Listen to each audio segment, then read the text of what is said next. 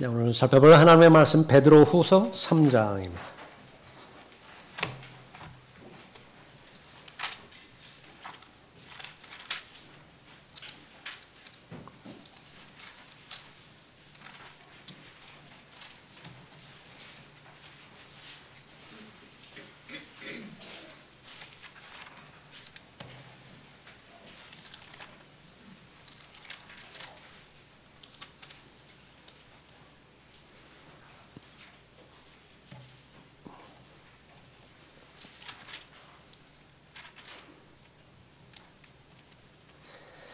오늘 베드로후서 3장 전체를 통해서 재림을 조롱하는 자가 되지 말라라고 하는 제목으로 말씀드릴 텐데요. 우리 읽는 것은 1절부터 7절까지 받들어 읽겠습니다. 사랑하는 자들아, 이제 내가 두 번째 편지를 너희에게 쓰는 것은 이 편지들로 말미암아 너희로 기억나게 하여 너희의 순수한 생각을 일깨워 주려 함이니, 그리하여 거룩한 선지자들이 미리 전한 말씀들과 주 곧 구주의 사도들인 우리에게 주신 계명을 생각나게 하려는 것이라. 먼저 알 것은 이것이니 마지막 날들에 조롱하는 자들이 와서 그들의 정욕대로 행하며 말하기를 그가 온다는 약속이 어디 있느냐. 조상들이 잠든 이래로 만물은 창조의 시작부터 그대로 있다 하리니, 이는 그들이 이것을 고의로 잊으려 함이라. 즉 하나님의 말씀에 의해 하늘들이 옛적부터 있었다는 것과 땅도 물에서 나왔고 물 안에 있었다는 것이니, 이로써 이전에 있던 세상은 물이 범람해서 멸망하였느니라. 그러나 현재 있는 하늘들과 땅은 그 동일한 말씀으로 보존되어 있으되 경건치 아니한 자들의 심판과 멸망의 날에 불사르려고 간수되어진 것이니라. 기도하겠습니다. 아버지 하나님, 베풀어 주신 은혜에 감사를 드립니다. 무엇보다도 또 하나님의 사람들을 보내주셔서 아름다운 모임을 결속해 해주시었고, 동일한 믿음과 동일한 영 안에서 동일한 생각으로 하나님을 기쁘시게 해드리고 영화롭게 해드린다로 하는 동일한 동기와 목표 가운데서 또 하나님 앞에 경배드리게 해주심을 감사를 드립니다. 한 사람 한 사람 마음에 소중한 그런 염원과 또 영적인 상태를 주님께서 아시오니 최상으로 만나주시고 또 최상으로 공급하여 주시어서 오늘 이 경배를 통하여 또 하나님께서 원하시는 복음에 합당한 삶을 살아가기에 부정함 없도록 인도해 주시길 간구를 드립니다. 모든 필요들 믿음으로 아뢰을 수 있는 특권을 부여해 주셨습니다. 하나님을 신뢰하는 믿음 가운데서 하나님 앞에 은혜의 보좌 앞으로 나가게 해주시고, 들려주시는 하나님의 음성을 통하여 뜻을 분별할 수 있도록 도우십니다. 알려주신 그 하나님의 뜻에 온전한 순종의 과정을 통하여 담대한 그리스도인으로서 잘 무장할 수 있도록 인도해 주십시오. 자신을 바라보는 것이나 세상을 바라보는 것이나 또 하늘을 바라볼 때에 어떤 것에도 양심의 거리낌이 없이 온전한 하나님의 사람으로서 담대하게 하루하루를 살아가는 자신감 있는 그리스도인이 될 수 있도록 인도해 주십시오. 저를 주님의 영으로 충만하게 채워주시며 악의 세력이 이 시간 공격하지 못하도록 보호해 주시기 원합니다. 주 예수 그리스도의 이름으로 기도드렸습니다. 아멘.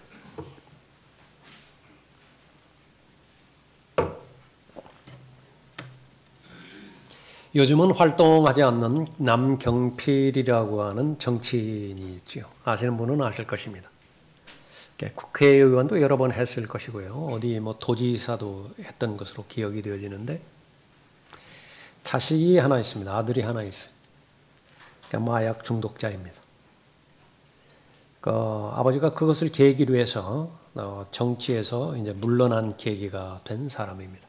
모든 것을 다 단절하고 아들의 회복을 위해서 최선을 다하는 것입니다. 하루는 아들이 아버지에게 사정하더래요. 아버지, 신고해 주세요. 아버지가 아들한테 말했답니다. 네가 스스로 자수하거라. 경찰서에 입건이 돼서 형을 확정받고 2년인가 얼마가 떨어졌는데 거의 대부분의 시간을 그 안에 있는 병원이 있죠. 거기에 소속이 돼서 치료를 받게 되었다고 그렇게 말합니다. 그래서 그 아들을 그렇게 만져보지도 못하고 또 격리되어 있지만은 소망이 있는 것이 이제 그런 모든 과정들을 잘 통과해서 치유가 되면 아버지하고 아들하고 열심히 돈을 벌자. 해야 할 일들 열심히 하자. 그렇게 해서 이 마약으로 인해서 신음하고 있는 사람들, 마약 중독자들 퇴치하는 것으로부터 시작해서 회복하는데 아주 최선을 다해서 의미 있는 삶을 그렇게 살자. 하나님 앞에 그렇게 기도한답니다. 이렇게 확장해서 하나님의 마음을 생각해 보면 아들이 그 마약을 시작할 때 호기심으로 시작했는지 아니면 뒤틀린 반항심에서 시작했는지 그건 모릅니다. 그럼 어쨌든 비정상적인 선택을 한 것이죠. 왜 몰랐겠습니까? 그것을 시작할 때 잘못된 인생이라고 하는 것을 왜 몰랐겠어요? 하나님께서는 모든 사람이 구원을 받고 진리의 지식에 이르기를 원하십니다. 구원을 받지 않으면 어떻게 되는 것이죠? 진리의 지식에 이르지 않으면 어떻게 되는 것인가요? 혹시 구원받지 않으면 어떻게 처절한 삶을 살게 되어지는지 거기까지는 인정을 하는데 진리의 지식에 이르지 않으면 얼마만큼 낭패당하는 삶을 사는 것인지 그 부분은 인정하지 않는 것은 아닌 것인지 우리가 한번 살펴볼 필요가 있습니다. 그것은 오늘 본문에 나와 있는 재림과 관련된 교리예요. 구원에 대한 교리. 어느 누구 하나 관심 없어 하는 사람은 없을 것입니다. 어떻게 하면 구원받을 것이냐. 마귀의 공격은 가짜 복음을 제시를 해서 구원받지 못하도록 방해하는 것이죠. 마귀의 공격은 분명하게 구원받은 사람에게 쓸데없이 의심을 넣어줌으로 인해서 자신의 구원을 의심하게 만드는 것입니다. 구원에 대한 확신이 없다라고 한다면 그 어느 것도 하나님 앞에서 믿음으로 행할 수 없기 때문에 그런 것이죠. 재림에 관한 그 부분. 그러나 성경적 비중으로 볼 때는 구원보다는 훨씬 더 비중 있게 다루는 주제가 바로 재림에 관련된 주제이죠. 재림에 관련된 교리인 것입니다. 우리에게 더 확실한 예언의 말씀이 있으니 날이 새어 샛별이 너희 마음에 떠오르기까지 너희가 어두운 곳에서 빛나는 빛에 주의하듯 이 예언의 말씀에 주의하는 것이 잘하는 것이니라. 베드로후서 1장, 2장, 3장 전체가 예수 그리스도의 재림에 대해서 잘 준비하게 하는 목적에서 기록된 하나님의 말씀입니다. 방금 읽은 본문은 베드로후서 1장 19절 말씀이에요. 잘하는 것이 있습니다. 주의하여 잘하는 것이 있는데 재림에 관련된 예언, 그것을 잘 공부하는 것입니다. 오늘 여기 1절에 보면 기억나게 하여라고 하는 부분이죠. 하나님의 말씀의 능력이 나에게 나타나는 데 있어서는 새로운 어떤 신비로운 그 말씀을 더 알아서 능력 있는 삶을 산다기보다는 아주 평범한 말씀입니다. 아주 쉬운 말씀이고요. 누구나가 다 들었던 말씀이에요. 근데 핵심은 무엇이냐면 기억하고 있느냐. 마음의 문제겠지요. IQ의 문제가 아니라 기억하고 있느냐. 그것을 의식하고 있는 것이냐. 그것은 준비와 직접적으로 연관이 될 것입니다. 그런데 재림에 관련돼서 베드로 사도는 다른 어떤 것보다도 기억나게 하는데 집중하고 있습니다. 초점을 맞추고 있습니다. 이건 반드시 기억해야 된다. 멀쩡한 아주 소중한 아이가 그러니까 무한대 자신의 역량을 그렇게 펼칠 수 있는데 그 어린 나이에 마약에 손을 대가지고 그 인생을 그렇게 피폐하게 만들어요. 본인만 어려움 당하고 있는 것이 아니라 아버지는 물론이고 그 가족 전체며 알고 있는 모든 사람을 다 고통에 그렇게 빠뜨리는 거 아니겠습니까? 구원은 받아도 되고 받지 않아도 되는 그런 문제가 아닙니다. 진리의 지식에 이르는 문제, 재림에 관련된 예언의 말씀 알아도 되고 알지 못해도 그다지 큰 불편 없고 그런 것이 아닌 것입니다. 마귀는 도둑으로서 도둑질하는 것이 목적이고 강도질하는 것이 목적이고 죽임을 통해서 급기야는 멸망시키는 것이 목적인 것입니다.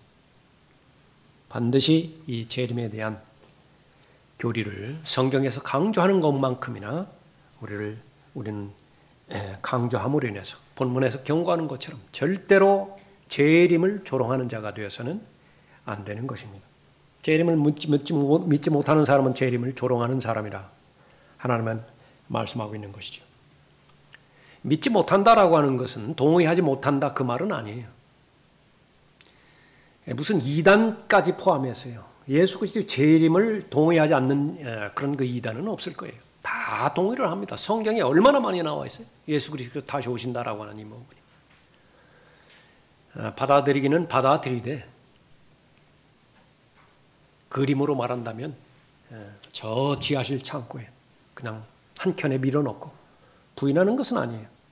그러나 정작 내가 하루하루 급하게 해야 되는 것은 다른 것에 있는 것이죠. 오전에도 살펴봤지만 이 마지막 날들 온통 배교로 휩싸여서 믿음다운 믿음이 발견되지 못하는 그런 부분이 있는데 배교의 위험성은 어디 있다고 그랬습니까?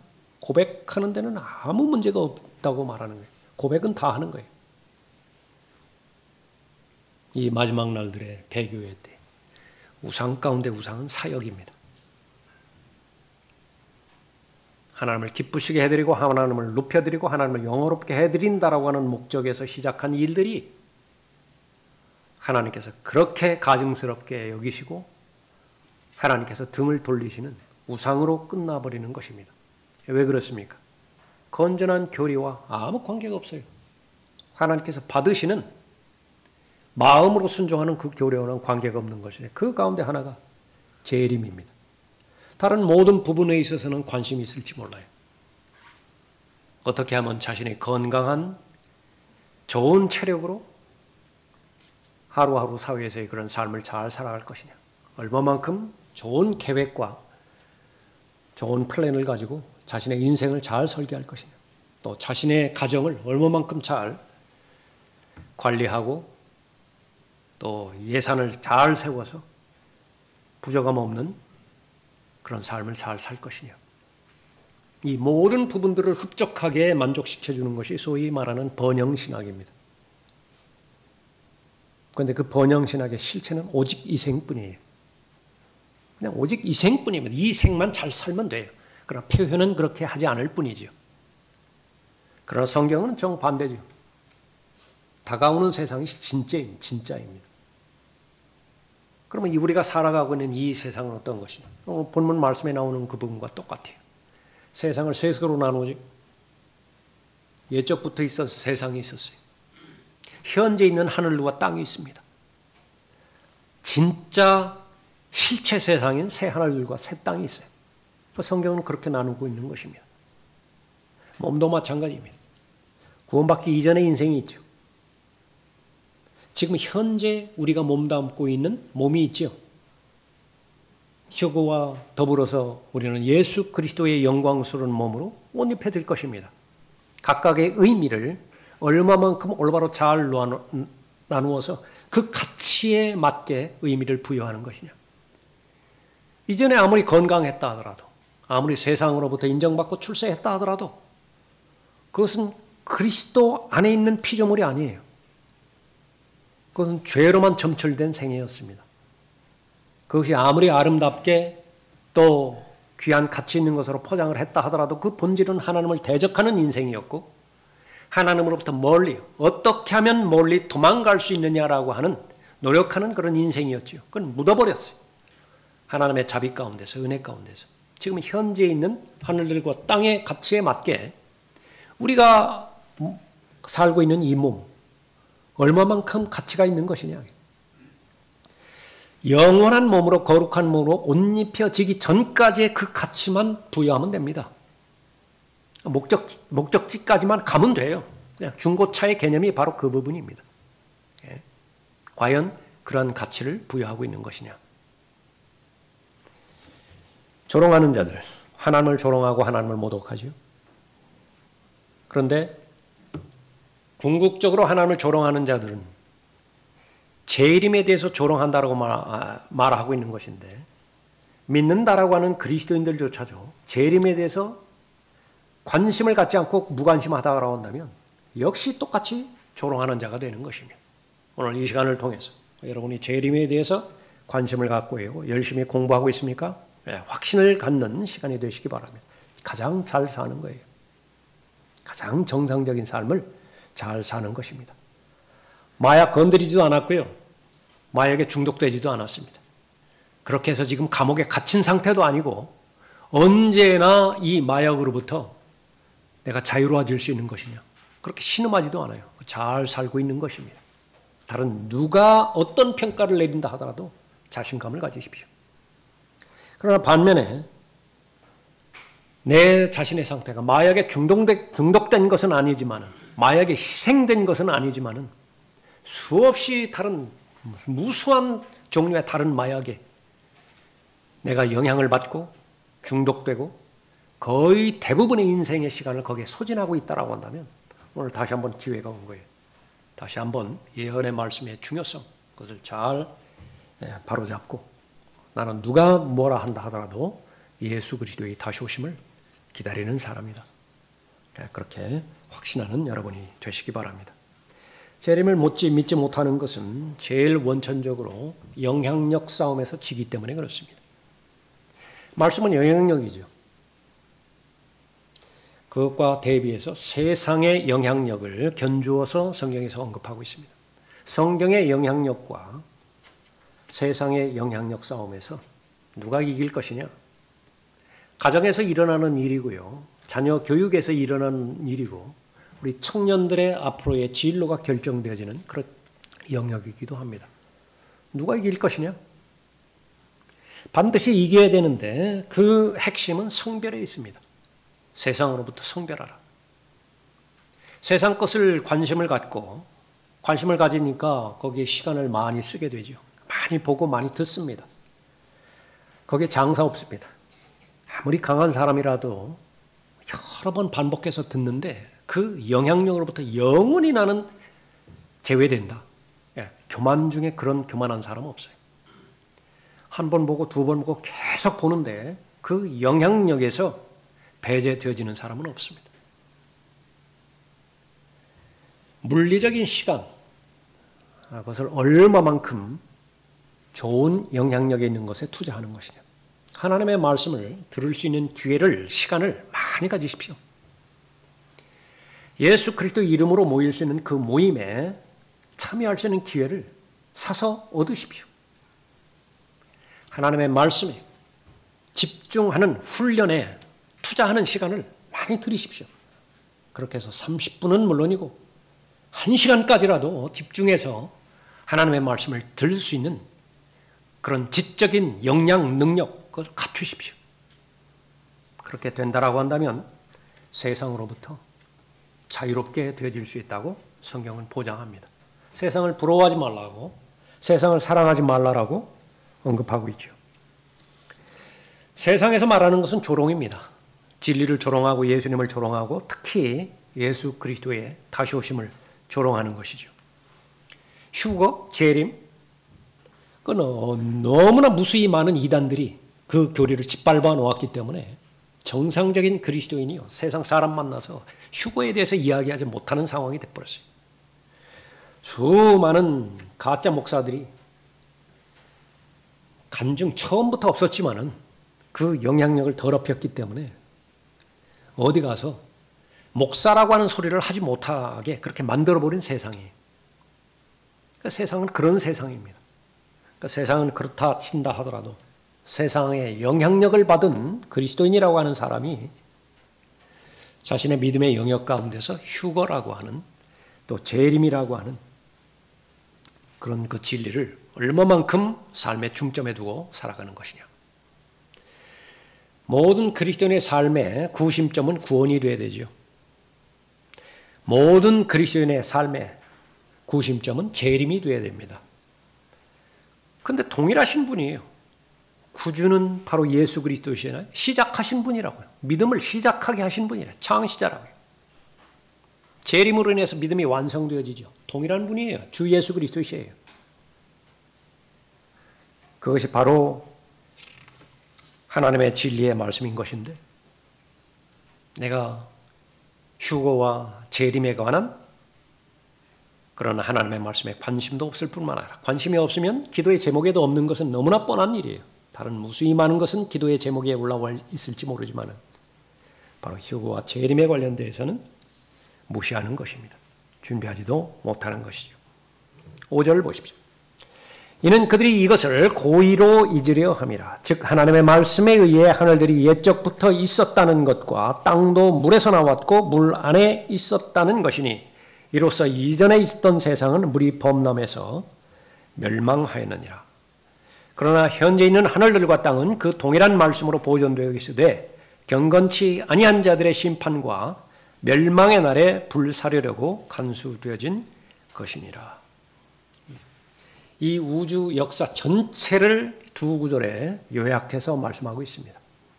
어떻게 창조가 된 것이고 영원 전이지요. 과정을 통과해서 어떻게 영혼으로 들어가게 되어지는 것이냐. 하나님께서는 하나님의 말씀을 통해서 계시해 주셨습니다. 하나님의 관점에서 있는 그대로 기록됐을 때에 초점은 뭐예요? 분명히 심판이죠. 심판입니다. 왜 멀쩡하던 세상이 물로 인해서 심판받았습니까? 그건 사탄의 죄 때문에 그래요. 루시퍼의 범죄한 죄 때문에 온 우주가 물에 다 잠겨져 버렸던 것이죠. 그 가운데서 물에서 바로 현재 있는 하늘과 땅이 나오게 된 것이죠. 그 존재가 바로 현재 있는 하늘과 땅이라고 그랬습니다. 그러나 잠정적 그 가치 위에는 하나님께서는 말씀하지 않으십니다. 현재 그냥 잘 간수되었다가 새 하늘들과 새 땅이 창조되기 이전에 불타버릴 운명을 지닌 것이 현재 있는 하늘과 땅이라 그렇게 말하고 있습니다. 모두 다 부정해버립니다. 빅뱅부터 시작해서 유물론, 진화론, 공산주의, 창조를 부인하는 자는 심판을 부인하게 되어 있죠. 무엇을 준비할 수 있겠습니까? 아무것도 준비하지 못하는 것입니다.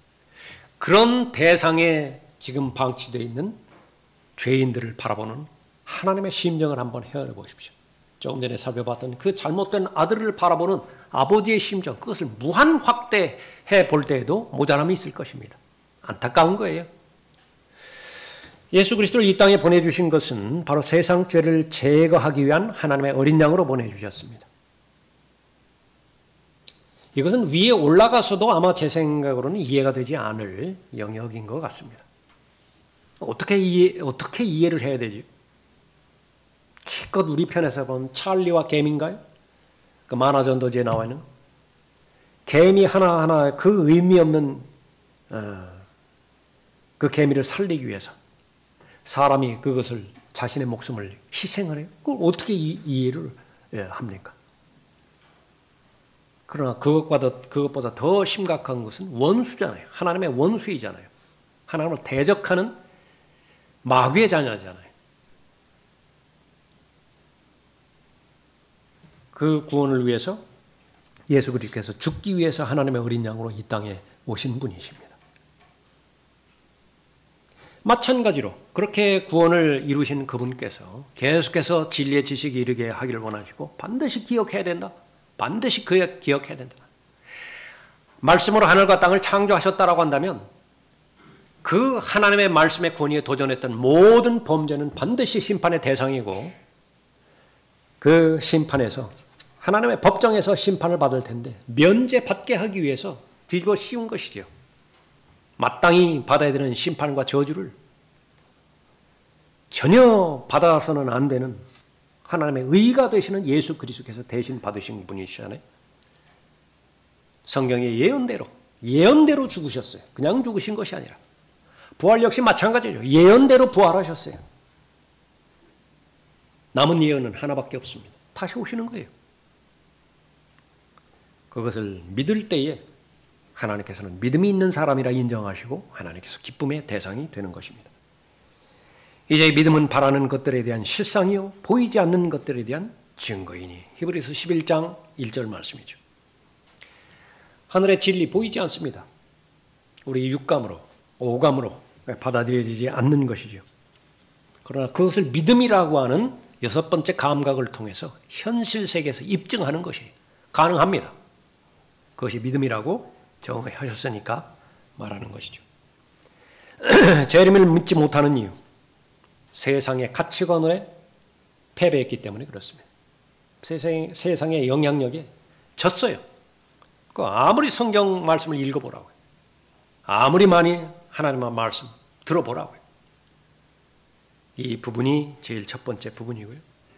그 다음에 동일한 영역이지만은 시간과 공간에 대한 하나님의 위치를 내가 속한 경험하는 시간과 공간의 위치로 끌어내려오기 때문에 그렇습니다. 인본주의가 그것이에요. 하나님의 위치를 내 위치로 끌어내리는 것입니다. 동시에 나의 위치를 하나님의 위치로 끌어올리는 거예요. 휴머니즘이에요.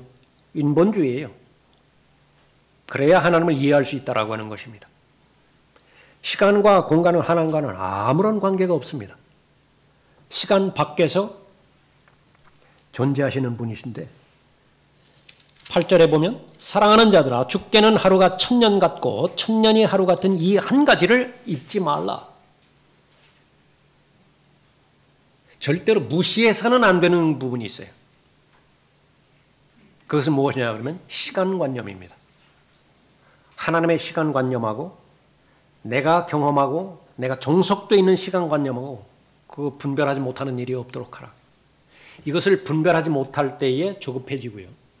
이것을 분별하지 못할 때에 올바로 나누지 못할 때에 하나님에 대해서 원망과 불평이 생기게 되는 것입니다. 내가 생각할 때는 이때에 들어주셨어야 되는데 왜 안 들어주시느냐라고 하는 거예요. 그 무지가 바로 예수 그리스도의 재림을 알지 못하게 만드는 것입니다.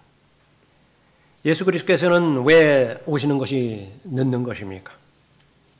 9절에 있는 것처럼 주의 약속은 어떤 사람들이 더디다고 생각하는 것 같이 더딘 것이 아니라 아니에요. 모든 사람들이 80억 명이 넘는 사람이 이구동성으로 예수 그리스도의 재림이 오시는 것이 더디다. 안 오신다. 그렇게 한다라도 성경은 홀로 서서 분명하게 외치십니다. 아니라. 그거 아니야. 오직 우리에 대하여 오래 참으시어 아무도 멸망하지 않고 다 회개에 이르게 하려 하심이라. 아무도 멸망하지 않기를 바라는 하나님의 자비예요. 한 사람도 예외 없이 모두가 다 회개에 이르게 하고자 하는 하나님의 염원입니다. 그 방법은 오시는 것 늦추시는 밖에 없는 것입니다. 구원의 기회를 주시는 것이죠. 여러분은 여러분의 죽었던 영이 거듭나기 전까지 몇 번 복음을 들어보셨습니까? 제일 좋은 것은 첫 번째 복음을 들은 즉시 마음으로부터 순종해서 구원받는 것이죠. 몇 명이나 되겠습니까? 제 경우도 여러 번 말씀드린 것 같지만 3번 복음을 들었습니다. 정확하게 들었습니다. 3번째에 마음으로 믿어서 구원받은 것이죠. 첫 번째 거부했을 때 죽었더라면 두 번째 들었음에도 불구하고 거부했죠. 그 이후에 죽었더라면 하나님께서 한 번 더 생각나는 것이 그것뿐이고요. 얼마나 많은 계기들을 주셨겠어요. 20대 중반에 구원받았으니 무관심한 분이 아니라 자비로우신 분이신 것입니다. 구원받은 성도들에게는 어떻습니까? 그러므로 형제들아 오히려 더욱 힘써서 똑같은 베드로후서 1장이에요. 1장부터 3장까지는 같은 맥락입니다. 그러므로 형제들아 오히려 더욱 힘써서 너희의 부르심과 택하심을 확고히 하라. 너희가 이러한 것들을 하면 결코 실족하지 않을 것이요. 구원받은 다음에 실족하면 어떻게 되나요? 그다지 많이 말씀해 주시지는 않으세요. 그럼 안 돼요. 안 된다고요. 처음에 말씀하실 때 듣는 것이 좋습니다. 처음에 위험에 대한 경고를 했을 때에 두려움을 가지고서 그 권위의 말씀에 순종하는 것이 모든 면에서 좋아요.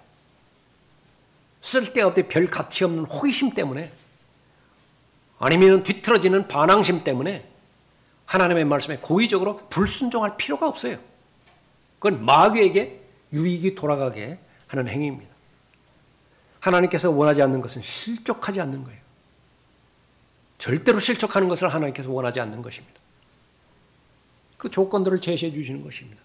힘쓰면 된대요. 무엇에 힘쓰죠? 부르심을 확고히 하라. 하나님께서 선택하셨는데 확고히 하라. 다시 말하면 구원에 대한 가치, 그것을 평가절하하지 말라. 이같이 하면 우리 주 곧 구주 예수 그리스도의 영원한 왕국에 들어가는 입구가 너희에게 풍성하게 마련될 것이니라. 이러므로 너희가 이런 것들을 알고 현재의 진리에 굳게 서 있지만 잘하고 있어요. 잘 달리고 있습니다. 그런데도 한 번의 채찍을 더 가하는 이유와 목적은 절대로 실족해서는 안 된다. 나는 항상 너희로 이런 일들을 기억하게 하는데 소홀히 하지 아니하겠노라. 새로운 거 말하지 않겠다. 이미 다 알고 있다. 그것도 여러 번 반복이 되어 있다. 정상적이라고 한다면 여러분 모두의 마음 가운데 그것은 기억되어 있을 것이다. 그러나 또 한 번 강조한다. 이것만큼은 기억하라.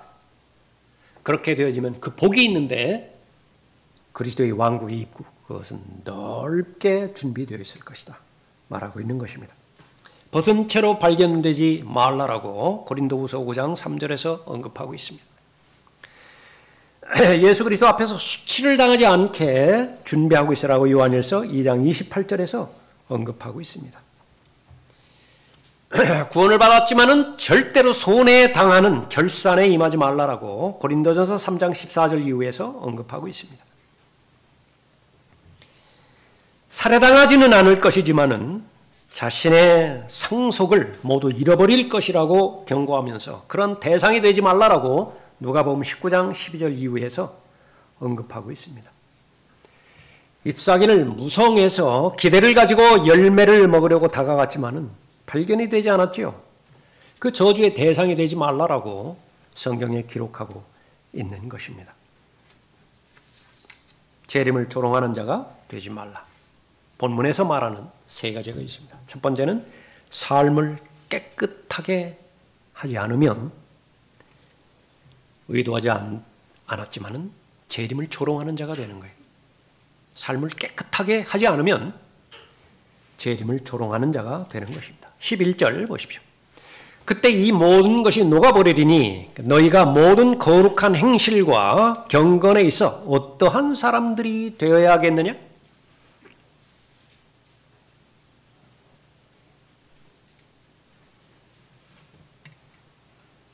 제가 중고등학교 다닐 때는 필기구가 만년필이 주였습니다.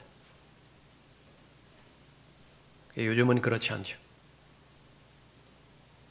만년필 쓰는 것과는 상관없이 만년필 자체에 탐내는 옆에 앉은 사람이 그걸 계속 훔쳐요. 무슨 독일제 만년필이 그때 아마 유행이었었던가 봅니다. 그걸 제가 봤어요. 어떻게 하려고 그러는 것이냐. 교회에 가서 회개하면 돼. 알고서 그렇게 변명하는 것인지 아니면 처음부터 잘못 배운 것인지 그게 시간이 오래 지냈지만은 기억에 납니다. 남용하는 것이고 악용하는 것이 그건 은혜도 아니고 자비도 아닙니다. 그때 이 모든 것이 녹아버리리니 너희가 모든 거룩한 행실과 경건에 있어 어떤 사람들이 되어야 되겠느냐? 정부에서 몇 시간 후에 폭풍이 닥칠 것이라고 말하는데 그것이 50대 50이에요. 올 수도 있고 오지 않을 수도 있어요. 거의 대부분의 사람들이 차에다가 필수품 꾸려놓고 그 피난 행렬 떠나죠. 미국에서 자주 보는 모습 아니에요? 그러니까 믿는 거라고요. 그 권위를 인정하는 것이라고. 그 권위와는 비교할 수 없는 전지전능하신 하나님께서 말씀하셨는데 변화가 없다. 그 변화는 바로 경건한 삶입니다. 거룩한 삶이고 깨끗한 삶인 것입니다. 하나님의 나라를 상속받는 고린도전서 6장에서 하나님의 나라를 상속받지 못하는 일이 있어서는 절대로 안 된다고 경고하고 있죠. 그 핵심은 어디에 있다라고 했어요. 자신의 몸이 성전인 것을 알라. 그러면 하나님의 나라를 상속받을 수 있다. 구약에서 성전, 그것은 예배당이 아니에요. 얼마나 많은 사람들이 잘못 알고 있어요. 예배당을 성전으로 알고 있느냐. 구약에서의 성전은 사람의 마음입니다. 너희가 하나님의 성전이라. 어떠한 사람이 되어야 되겠느냐. 14절 보십시오. 그러므로 사랑하는 자들아 너희가 이런 것을 기다리고 있으니 점없고 흠 없이 평강 가운데서 그분께 발견되도록 힘쓰라. 기다리고 있다라고 하는 것은 바로 준비하고 있다라고 하는 부분이죠. 휴거가 가까우면 가까울수록 특징이 두 가지가 있는데 하나는 예수 그리스도의 오심이 늦어진다라고 하는 그 마음이 가장 많아질 때입니다. 안 와요. 안 온다고요. 절대로 안 와. 노아의 때와 롯의 때 그 특징 가운데 하나가 아주 임박했어요. 정말 몇 분 후에 홍수가 들이닥칠 것입니다. 그런데 그때의 상태는요. 절대로 하나님의 심판은 없어요. 그것이 전 세계의 기준이 되는 평판이 되는 것입니다. 휴거 직전도 바로 그 부분이에요. 휴거 바로 직전 모든 사람이 다 평안하다 평안하다 평안하다로 무장됩니다. 거짓 평안으로 다 무장되는 거예요. 또 하나는 살펴본 것처럼 예언에 대한 관심 그건 거의 없게 되는 것입니다. 거의 없게 돼요. 삶을 깨끗하게 하지 않으면 재림을 조롱하는 사람이라 말하고 있습니다. 두 번째, 누가 재림을 조롱하는 사람이 되고 싶어 합니까? 그러나 의도하지 않게 주의 오심을 열망하지 않으면 재림을 조롱하는 자가 되는 것입니다. 12절 보십시오. 하나님의 날이 오기를 고대하고 열망하라. 그때는 하늘들이 불에 타서 녹아버리고 우주의 구성 요소들이 맹렬한 불에 녹아내릴 것이나 우리는 그의 약속대로 의가 거하는 새 하늘과 새 땅을 기다리는도다. 직접적으로 우리의 직접적 교리는 휴거죠. 휴거를 열망하는 것입니다. 디도서에서는 그것을 복된 소망이라 말하고 있습니다. 마지막 날들 다른 무수히 많은 소망은 있을지 모르지만 복된 소망은 발견되지 않는 때예요. 예수 그리스도께서 다시 오심을 기다리는 소망, 그 소망은 없어요. 그것을 배제시킨 다른 소망은 있을지 모르지만 그러나 성경에서 주의 오심을 고대하지 않으면, 열망하지 않으면, 사모하지 않으면, 기다리지 않으면 조롱하는 자라 말하고 있습니다. 오늘 대표 기도하실 때 두 번째 주라고 그렇게 하나님께 말씀드렸죠. 시간 관리를 의식적으로 하는 것은 현명한 삶입니다. 지혜로운 삶인 것입니다. 지난 한 해를 결산해야, 피드백을 잘 해야 그 예산이 의미가 있죠. 계속 계획만 세우면 어떻게 돼요? 자신의 뒤를 돌아보지 않으면. 지난 한 해를 대강이라도 한번 추산해 보십시오. 정말로 내가 이것은 순수한 동기에서 순수한 과정과 목적까지 잘 성취돼서 하나님을 영화롭게 해드렸다. 하나님을 기쁘시게 해드렸다. 지난 시간에도 경배에 대해서 한 예를 말씀드렸습니까? 내가 생각할 때 그 경배만큼은 내가 준비된 마음으로 하나님 앞에 영광을 돌린 참된 경배였다. 몇 가지가 될 것이냐. 가능하면 매 경배마다 그런 경배가 되어지는 것이 가장 정상적입니다. 그렇게 되면 잘 된 거예요. 그건 좋은 교회입니다. 그것은 좋은 예배가 되는 것입니다. 내가 그렇게 손꼽아 봤을 때에 하나님을 만나서 하나님을 결산했을 때에 하나님께서 인정하시는 잘하였다 착하고 신실한 종이라고 칭찬받을 수 있는 그런 부분은 몇 가지가 되는 것인가. 그것을 평가하는 것은 시간에 달려 있겠죠. 절대적인 시간이에요. 절대적인 시간이라고 해요.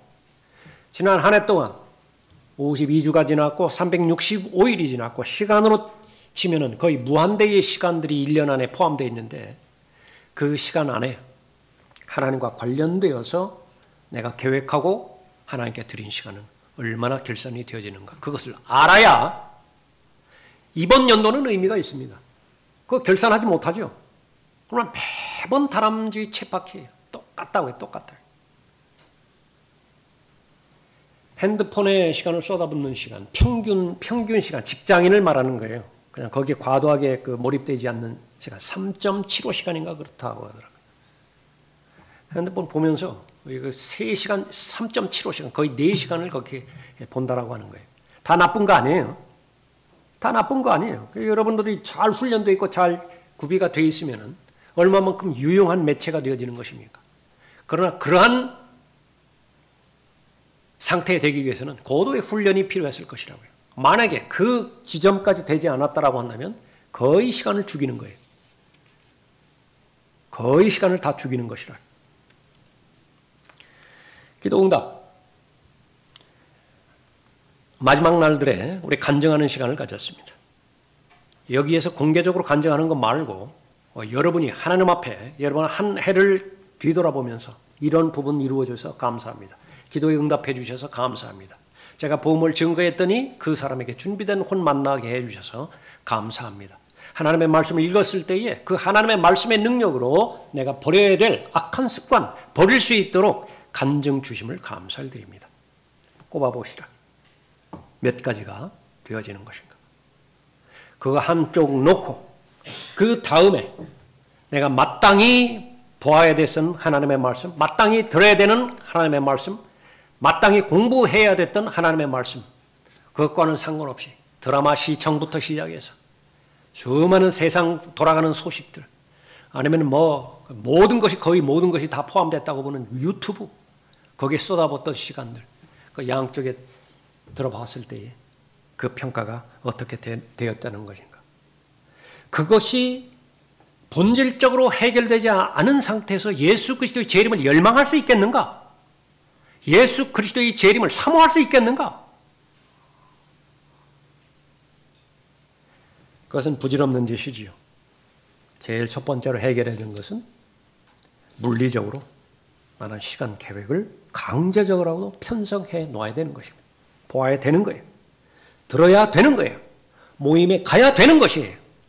그렇게 될 때에 그런 반복적인 습관들을 통해서 좋은 경건에 이르는 훈련을 행해주게 되어지는 것입니다. 마지막 세 번째로 성장을 목표로 살지 않는다면 재림을 조롱하는 자입니다. 성장을 목표로 삼지 않는다면 재림을 조롱하는 자예요. 18절 보십시오. 오직 은혜와 우리 주 곧 구주 예수 그리스도를 아는 지식 안에서 자라가라. 영광이 이제와 영원토록 그에게 있을지어다. 아멘.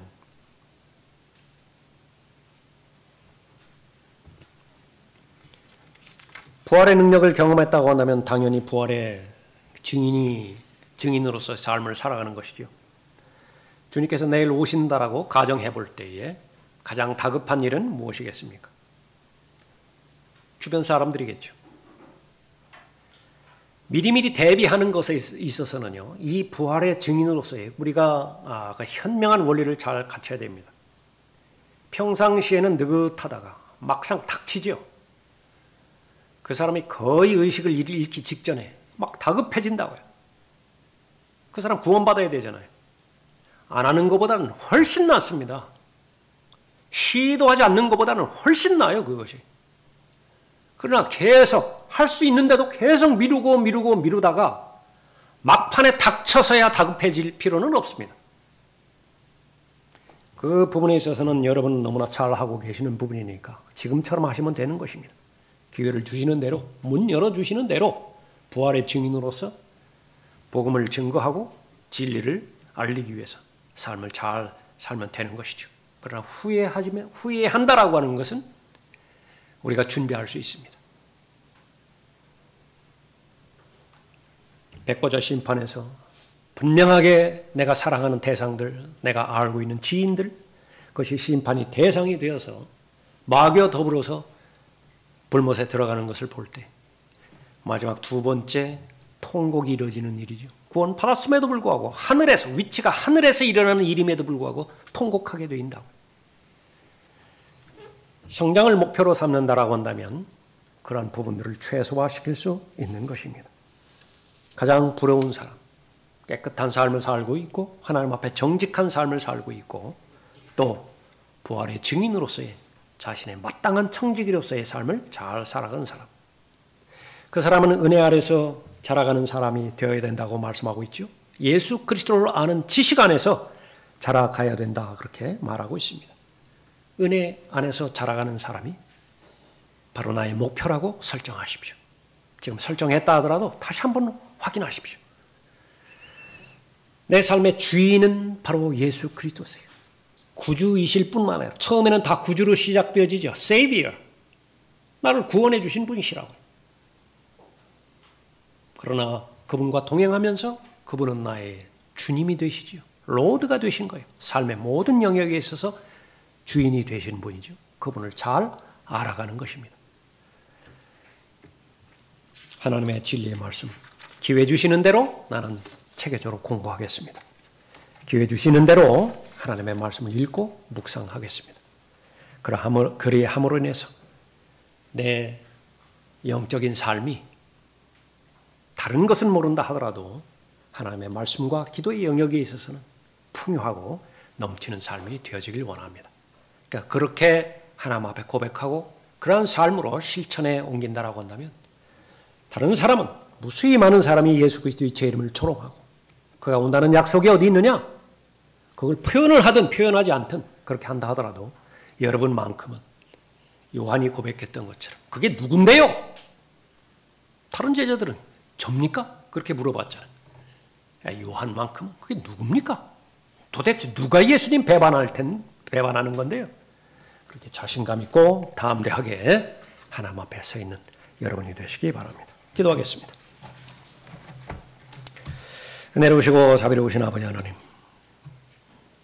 내주하시는 성령 하나님을 통하여 저희들에게 진리의 지식을 조명하여 주시고 계시해 주신 하나님의 말씀을 믿음으로 잘 결합하게 해 주셔서 하나님의 말씀을 있는 그대로 기록된 그대로 믿을 수 있는 믿음을 허락해 주시니 감사드립니다. 예수 그리스도로 말미암아 구원받게 해 주시고 대제사장으로 계시는 예수 그리스도의 중보 기도에 힘입어서 기도의 사람으로 맡겨주신 일들 잘 감당할 수 있도록 오늘 이 시간까지 최선의 삶을 인도해 주심을 감사드립니다. 마지막에 하나님의 마음으로 경고의 말씀을 저희들이 다시 한번 들었습니다. 예수 그리스도의 재림을 사모하지 않고 열망하지 않는다라고 한다면 의도하지 않는다 하더라도 재림을 조롱하는 자로 발견될 수밖에 없습니다. 이 세상은 절대로 믿지 않습니다. 예수 그리스도의 다시 오심을 믿지 않고 더 심하게 하나님을 모독하고 예수 그리스도를 조롱하고 있습니다. 하나님의 말씀을 모독하고 특히 예언의 말씀에 대해서 무관심하고 온갖 거의 대부분의 것들에 중독이 되어서 자신의 마음의 중심을 하나님으로 채우지 못하고 있습니다. 이 소수의 사람들이지만은 하나님을 사랑하고 하나님을 귀히 여기고 하나님을 두려워하는 하나님의 자녀들 모두가 다시 한번 복음에 합당한 삶을 살게 해주시고 그것을 확립할 수 있도록 인도해 주시는 가운데 예수 그리스도의 다시 오심을 마음의 열망 가운데 산 소망 가운데 더 견고한 소망 가운데 잘 자신의 믿음과 결합할 수 있도록 복주시길 간구드립니다.